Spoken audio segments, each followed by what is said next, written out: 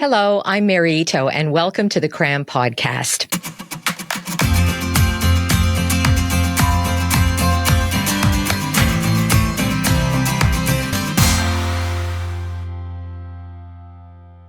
Well, we are heading into what's known as the season of giving. As we get closer to Christmas, Hanukkah, and other religious and cultural holidays, we're asked to consider those less fortunate.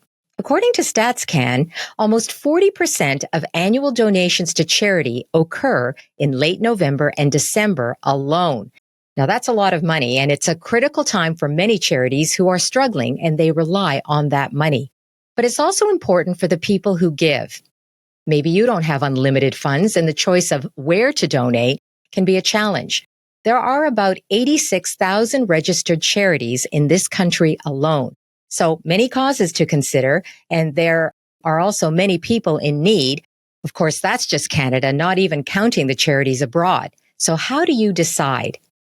One approach is called Effective Altruism. It's become a global movement where data is used to figure out which charities, under specific criteria, may be having the biggest impact in the world. Calum Carmichael has studied this approach, and he's got a lot to say about it. He's a retired professor in the School of Public Policy and Administration at Carleton University, and he joins us. Hello, Calum. Thanks for coming on. Oh, I am so happy to be here, Mary. Thank you for having me. And I gave a pretty short definition of effective altruism. I'm just wondering if you can just add a little bit more detail to that.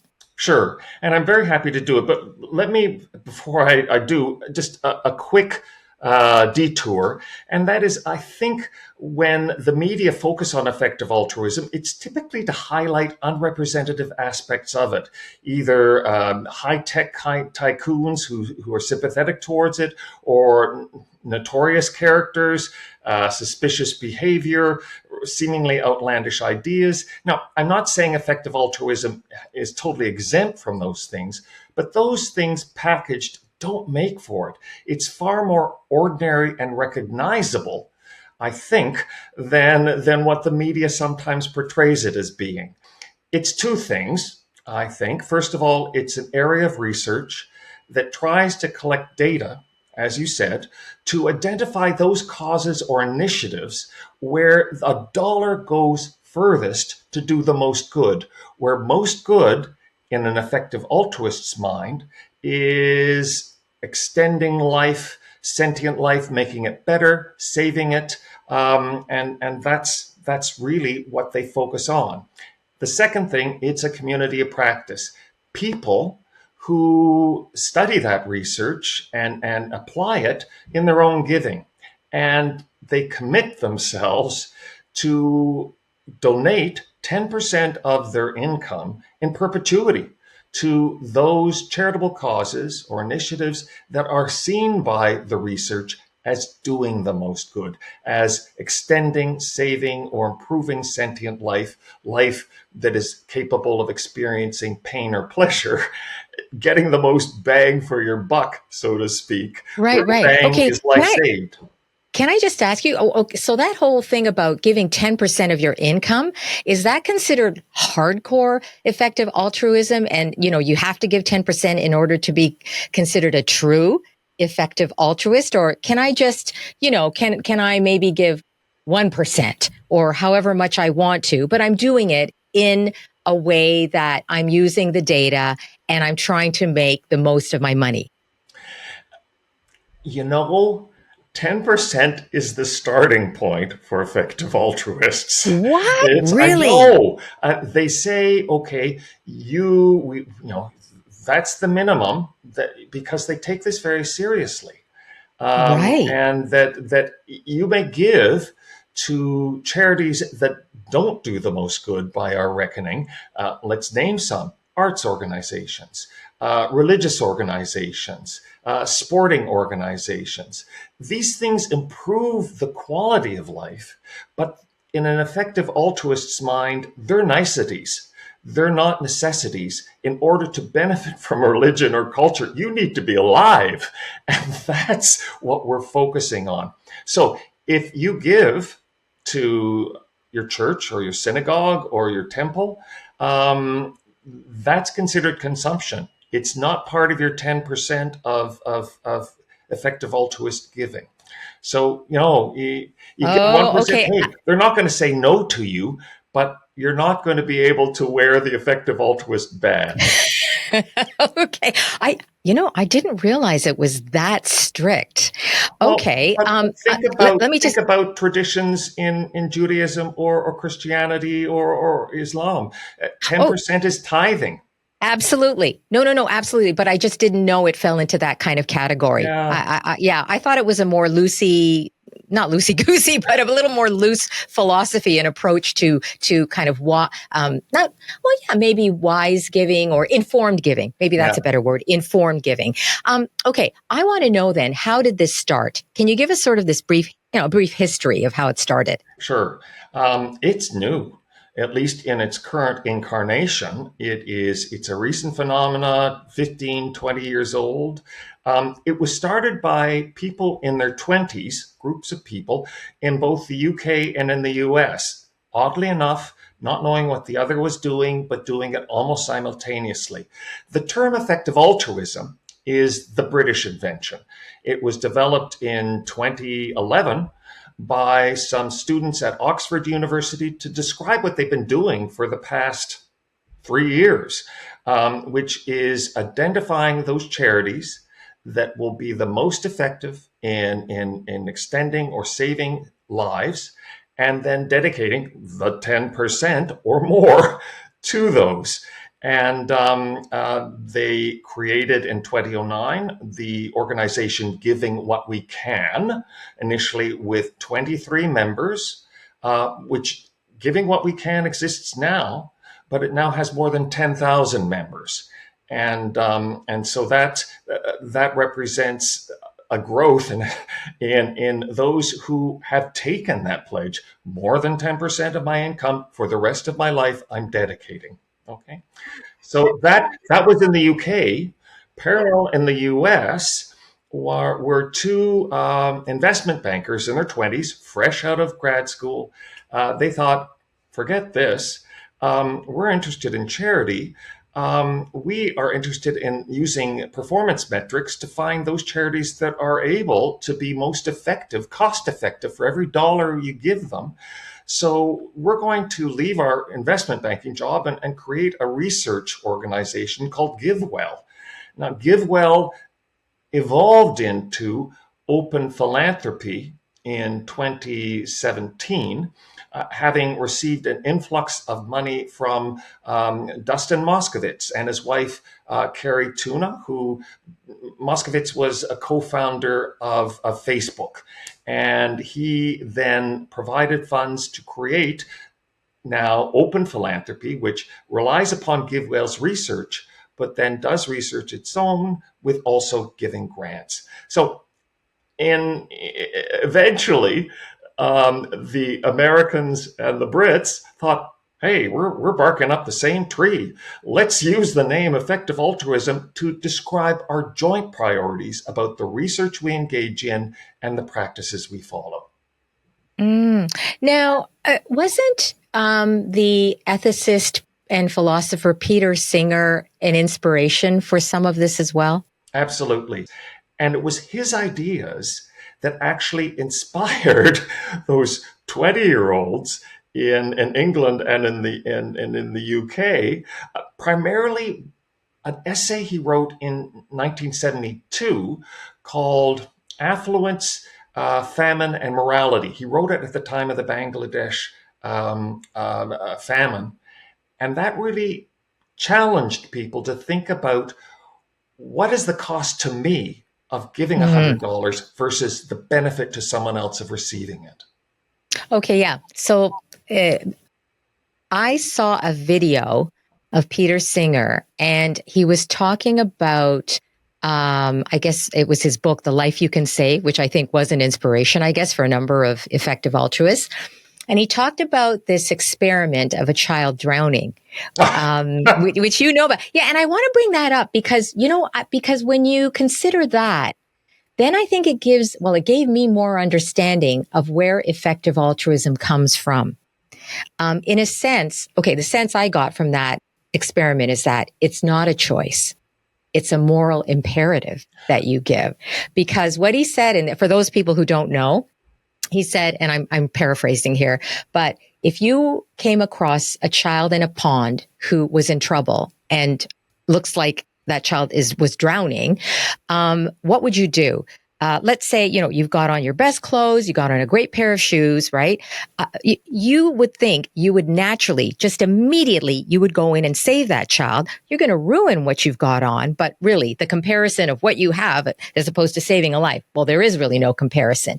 And so then Peter Singer went on and said, well, that is really the same thing as when, you donate. There are children who are, starving, or they're in need of care, and they will die. But if you then donate, and let's say you sacrifice something like a bit of luxury, and he said, it's a fairly modest amount for most people to give something in order to alleviate suffering or save a life. So it felt like this is something that morally we should be doing. That's what I got from it. Oh, I don't know. absolutely. And indeed, that analogy of charity versus our rescuing a drowning child and ruining a pair of shoes is something that originated back in that 1972 article, but has been carried forward because even though it seems simplistic, it is very powerful. Yes. But Mary, you captured it well. What is the cost of a pair of shoes to us versus saving a child's life? What is the cost to us of giving $1,000 versus what that could do if channeled to those charities that are effective in saving lives? No, it's a non-starter. Of course, we should donate. But the challenge comes in, when do we not feel that moral imperative? Is it when we give 1%? Oh gosh, I could still give more. Is it 5%? Is it the 10%? It's never ending until you yourself become the drowning child that needs the help of other people giving to you. So it is very challenging. He subsequently moderated that by saying, there are certain amounts that you can then think, okay, I've done enough, but it's certainly not. It's beyond the 10%, but it is compelling, and hence, particularly for young students, the students I was teaching, the students who back in the early 2000s, both in the States and in the UK, found really this was a call to really do something. Yeah, let me just ask you though. Sure. Going back, because I want to go back to a point you made about, well, where do you stop? Do you stop at 10%? Because really, there can be no end to it, right? Because the more you give, theoretically, the more lives you're saving. So where does it end? But that can go beyond the financial aspect too, because, why would you just relegate the idea of help in one area of your life of finances? Why wouldn't it extend to how you live your life? Which I understand that's what some, I guess, effective altruists do as well, right? About their diet, what they eat. Is this good for the planet? What about my job? Am I doing something that is worthy? Should I be doing a job that maybe has social impact? Like, it can go on and on. And it does. And we can talk about those characteristics of effective altruists when we look at the community. But it because they look at a comprehensive use of their resources. And let's break them down into two: income, and we've been focusing on that, but also time. And at the same time, when back in England in 2008, 2009, when Giving What We Can was created, a parallel organization called 80,000 Hours was also created. 80,000 hours represents the average amount of time in your life, in my life, that we spend working.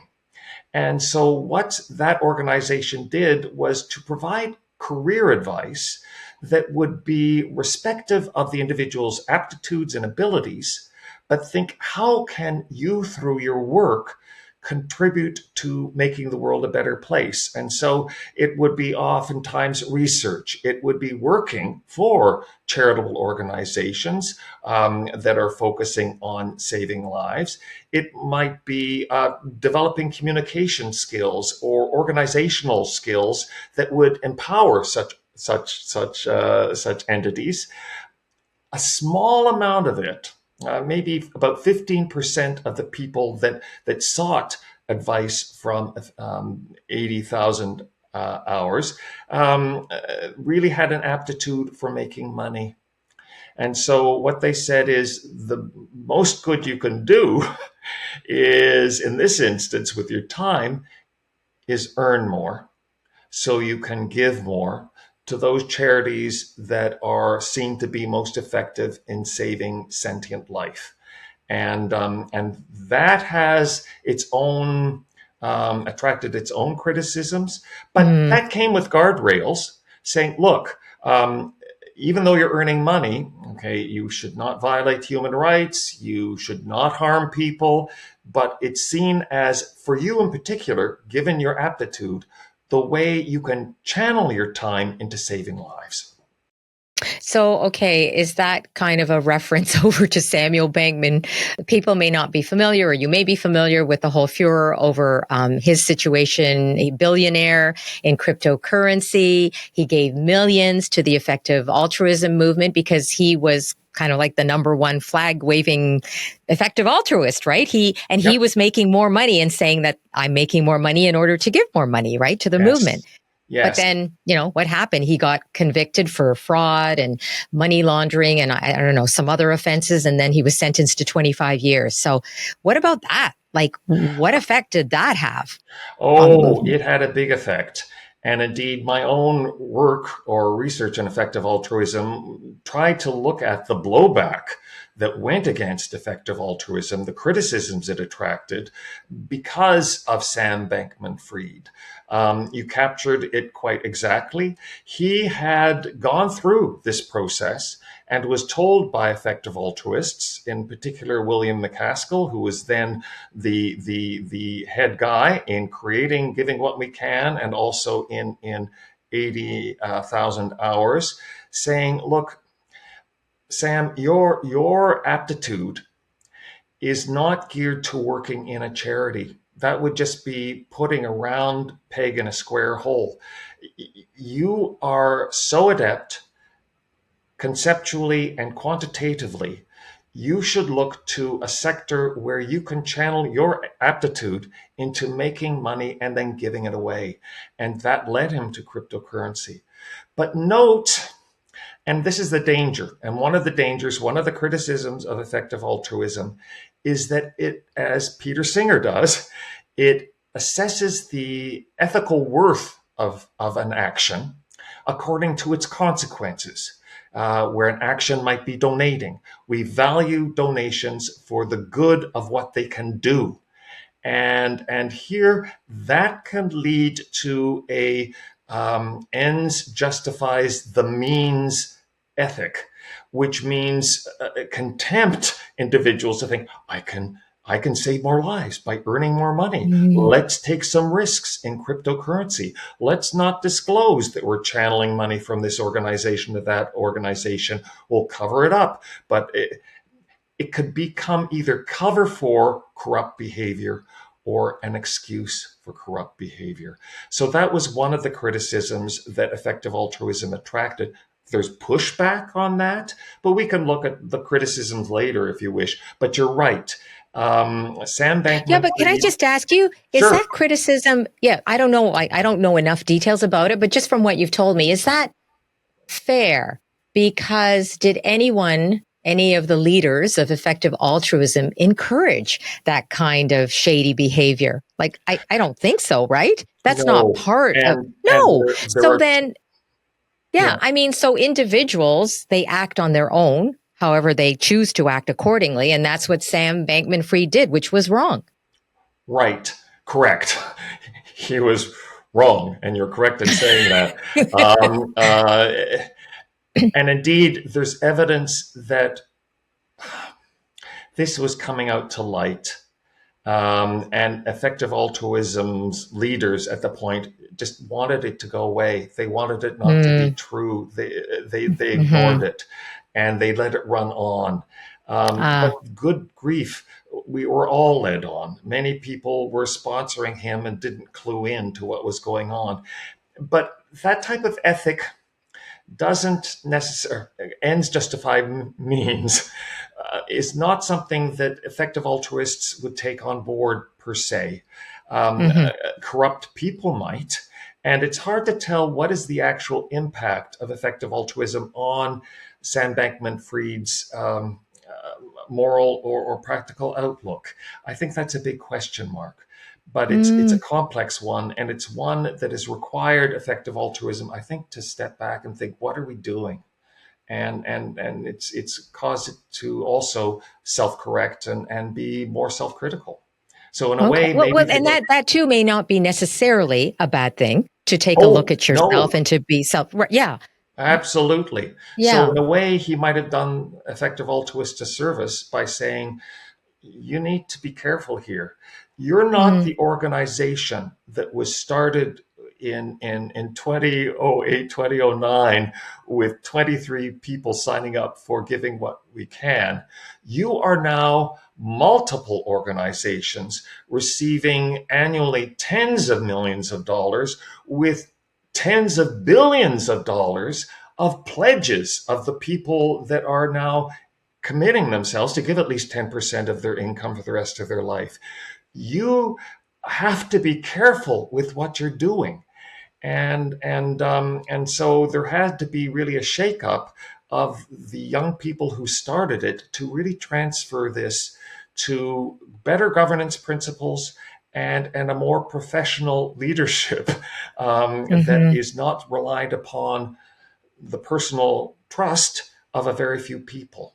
So Yeah. So I want to ask you, with these organizations like GiveWell, right. who do the, I guess the number crunching, and have an approach to, I guess, decide who makes the best, the top of the list charities, right? Who they recommend you should donate to.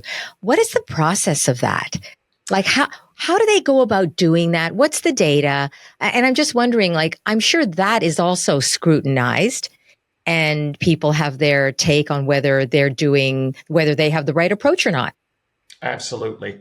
It is, and the technique is something that is not unique to effective altruism, but it's applied uniquely in effective altruism. It's trying to come up with a quantitative measures of those lives saved, improved, or extended. The unit that they use is a year of healthy life or a quality adjusted life year, where one means a year of perfectly healthy life. Now, this is something that is endorsed by the World Bank or the Organization of Economic Cooperation and Development, organizations of which Canada is a member. But it's applied in examining the impact of dollars given to a charitable cause. And it has to take into account, though, the probabilities that a variety of different consequences would take place. And you look at the expected value of these multiple outcomes that could take place and pick the one with the highest expected value of lives saved. This was something posed to my class in philanthropy several years ago by Jack Lewers, who was then working for an effective altruist organization, One for the World. He's now with an organization that provides donor advice. But Mary, I'm going to ask you, say you have $1,000 Right? and you want to spend that on a sanitation project in a developing country because your dollars are going to go further in a low income country. And you have three choices. You can take your $1,000 and you can sponsor a project run by an organization, a charity, that would provide flush toilets and piped water. Okay. You have a second alternative, and that is to distribute hydration salts with zinc added to make them more long lasting to give to sick children to prevent them from dehydrating. But you have a third option as well, and that is to distribute to families chlorine so that they can purify their own water and drink it and have not get as sick. Okay, now Mary, which of these three worthy tasks would you use your $1,000 for? The flush toilets, the dehydration salts, or the chlorine? I would have to know a lot more information about each of those Yeah. because, that's just not enough information. So Well, I don't think I you've could make a got you've got decision. glossy folders. You've got photographs of sick kids and flush toilets. I think I would have to Okay, know the so what would you Yeah, think? Well, what the World Bank came up with, I'll tell you the yeah. answer, Okay. is those dehydration salts win by a mile. They would $1,000 would have the effect of extending life by about 33 healthy years. Oh, okay. The flush toilets are on the bottom of the pile. They're effective, but boy, are they're expensive. Your $1,000 wouldn't invest much in an infrastructure. They would amount to half a year of healthy life that is Mm, being saved. And the chlorine is in the middle of the pack. But let's say there's another researcher that is using the same technique of looking at these quality adjusted life years, years of healthy life, and says, look, sanitation is good, but it's the prevention or treatment of malaria that is most cost effective, either through vaccines or through providing bed nets or providing medication to those people infected. It's to prevent or treat, and that your $1,000, Mary, by the same calculations, would hmm. extend healthy lives in a population by 200 years. So it blows out of the water sanitation. And that's why malaria prevention has become sort of, if you go to GiveWell, top of their list are looking Right. at two organizations, one of which has a Canadian identity, so ranks as a charity in Canada that focus on malaria prevention. And indeed, I was reading in the newspaper just a month ago that international agencies and governments are pulling back their funding for malaria relief by about 20%. And so it just heightens the importance of that. But that's an example. Oh, okay. So given the intent of GiveWell and what they're trying to do, what do you think of their approach? Is it legitimate? The way they collect the data and the way they're whatever they're using their formulas. Would you say that it actually is meeting their goals in the service that they're trying to provide people? And here, okay, let me step myself out of this. I want to be the Switzerland of effective altruism debates, but let me say what other people are saying. Yeah, sure, sure. Other people are saying, "Oh, come on! Everything that improves human life is not quantifiable. Freedom, Mm, human rights, oppression, suppression, yeah, or subjugation based on right. gender or race. These things affect human lives fundamentally, and they can't be quantified." And effective altruists would push back a bit, saying, look, we recognize that, but Yeah, we can quantify the effects on lives of our efforts in criminal justice reform, in election reform, in trying to preserve labor mobility internationally. And those have blowback, as do our bed nets in addressing inequality, at least those people suffering from it. And so they would say that's at least we're being exact in what we can achieve. Other people would say, okay, the GiveWell approach, focusing on these standalone individual projects, is like putting on bandages. It's the source of human misery is really oppressive governments, a negligent economic system, a society that is so unequal and privileged. That's the source of human misery. And by focusing on bandages, effective altruists are letting the broad picture out. They should be really tackling that. But effective altruists would again push back and say, look, to try to change another country's political system or status system or economic operations would violate their sovereignty. We're not in the political business. Besides, you're blaming us for putting on bandages. It's like blaming a doctor on the front lines of war who's trying to reduce casualties, blaming her for not stopping the war in the first place. So we are making a difference not by massive changes, but by more surgical approaches that can make a difference, albeit small.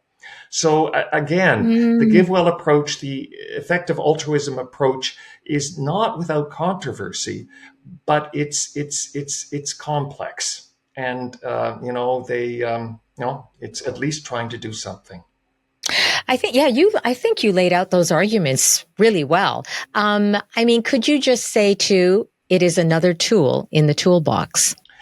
It is, but to effective altruists, they don't really see other tools. They still think, okay, what will have a quantitative measure of lives saved and extended? Now, this can go to extremes that are more controversial than what we've just looked at, because they view human life, or they view sentient life that's capable of feeling pain and pleasure, impartially. We've already touched on one of those elements, location. Location doesn't matter. It could be the person living next door to you, the person with needing those dehydration salts or those bed nets around the world. Location doesn't matter to the value of to the value of life. The other thing they would say is sentient life could be both animal or human. So Peter Singer is an advocate for animal rights, for the treatment of animals who are being used for food production. Hence, he's a vegan, as are about a quarter of effective altruists. And so that's, again, controversial. We value animals, but are they comparable to humans? It gets even further than that, Mary, in that they say we're impartial in our valuing of human life, regardless of when it occurs. A life today, or a life a year from now, or a life 1,000 years from now, all have equal value, and that leads to the long-termist controversy that focuses on our moral imperative to save lives in the future, not necessarily today, but in the future, because of the trillions and trillions of possible humans that might exist in the future, both biologically and digitally. They conceive of, and so we can get into that, but that again is really controversial. It's not what GiveWell initiates, but it pushes the GiveWell approach, into more controversial areas. So I'm interested in knowing the demographic then. Like, who are the people who have signed up for effective altruism? The easiest way to answer that, I think, is to examine the 10,000 people whom I mentioned who have pledged now to give at least 10% of their income for the rest of their lives to those causes endorsed by the research as doing the most good, as being most cost effective in saving lives. And there was a survey done of those 10,000 people conducted 2024. They're not representative of the population as a whole. They're predominantly male, about 70%. They're predominantly white, about 75%. Most of them, or at least a large minority, live in North America or in Western Europe, about a third in the US, for example, and about 14% in the UK, 5% in Canada. They're university educated. If they're not a student, they're fully employed. They're Are they political. young? Are they young Young. Oh, or are yeah. they The older? median age is about There. 31. Ah, That's, okay. from my vantage point, Mary, that's young. Yeah, me Um, too. and in terms of political outlook, center left. In terms of diet, sort of equally divided between vegans and vegetarians, flexitarians that are trying to cut back on meat, and omnivores. This is not the population as a whole, but it's certainly a lot more normal than, says Calum with air quotes, than what the media present. When the media talks about effective altruism, the cast of characters they feature are those tech tycoons who, in either the AI sector or the tech sector or cryptocurrency, Elon Musk, the world's wealthiest man, Dustin Moskovitz, the Facebook co-founder, and his wife Carrie Tuna, Peter Thiel, the German entrepreneur who co-founded PayPal, Sam Altman, the CEO of OpenAI that developed ChatGPT. In terms of Canadians, Vitalik Buterin, the Canadian developer of Ethereum, the blockchain platform where the cryptocurrency Ether is circulated. And Sam Bankman-Fried. These Right. are not representative of the population of effective altruists as a whole. If you look at the Effective Altruism Club at McGill University, the students in the room are a lot more commonplace than that list of characters. But because I think of the media wanting to sell a story, capture people's imagination, they feature the exceptional, not the ordinary. Right. So But, do you know whether, oh, sorry. do you know whether the movement is growing? Is this growing? Well, it has certainly grown from the 23 to the 10,000 that is there. And, I think it still has legs. And certainly the growth has not been diminished by the debacle around Sam Bankman-Fried and as we said, the flood of criticism that came after that. And I think, why is that? I think because every generation has a number of young people who think, I can make a difference. I want to make a difference, and therefore are attracted to something that says, you don't need to wait for organizations to act or governments to act or political parties to act. You can act, and you can act by giving what you have control over, your income and your time. And here are ways in which you can make that more effective. Do you think that they might be able to get more traction, more people around the world if they weren't so rigid in their requirements? Because, when I first heard about this, I was intrigued by it and I thought, oh, well, I could see this being attractive to many people. They're trying to take sort of this rational scientific approach to giving and saying, hey, look if saving a life is important to you, here's what we do. We take this, data, we crunch the numbers, and this is what we come up with. But then, to add on, like, you have to give 10% of your income for life. And then it's also a number of other requirements involved. That might be a turnoff to a lot of people, right? I could see that.